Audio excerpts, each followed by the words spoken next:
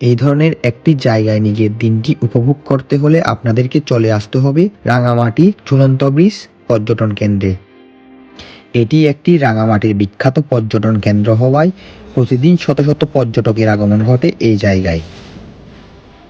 পাহাড় এবং কাপ্তাই লেকের নীল জল এই পর্যটন কেন্দ্রকে করে তুলেছে আরও সুন্দর এবং মনোমুগ্ধকর। এখানে প্রচুর পরিমাণে বোট ভাড়ায় পাওয়া যায়, যেগুলো করে আপনি চাইলে রাঙামাটির অন্যান্য টুরিস্ট স্পটেও ঘুরে আসতে পারবেন, যেমন সুবলং ঝর্ণা, পোলোয়েল পার্ক এবং জুম রেস্তোরাঁ। এইসব জায়গায় আপনারা এখান থেকে বোটের মাধ্যমে ঘুরতে যেতে পারবেন।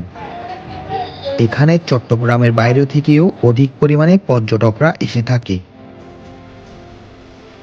এইখান থেকে আপনারা পর্যটকদের ঘুরতে যাওয়ার বোটগুলো সব স্পষ্ট দেখতে পাবেন, যা এই টুরিস্ট স্পটটাকে আরও আকর্ষণীয় করে তুলেছে। এবং আপনারা পেয়ে যাবেন আদিবাসীদের হাতের তৈরি বিভিন্ন ধরনের সামগ্রী, যেমন ব্যাগ, মাথার টুপি এবং একতারা, এই ধরনের জিনিস। এবং পাহাড়ি মিষ্টি আনারসগুলো এখানে পেয়ে যাবেন, যা খেতে অনেক সুস্বাদু।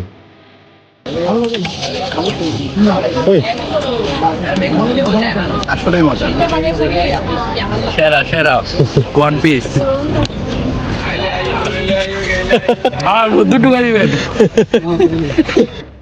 এই জায়গার সবচেয়ে আকর্ষণীয় হলো হ্রদের জলগুলা, যা দেখতে একদম স্বচ্ছ। আপনারাও চাইলে একটা দিনের সময় নিয়ে ঘুরে আসতে পারেন রাঙামাটি ঝুলন্ত ব্রিজ পর্যটন কেন্দ্র।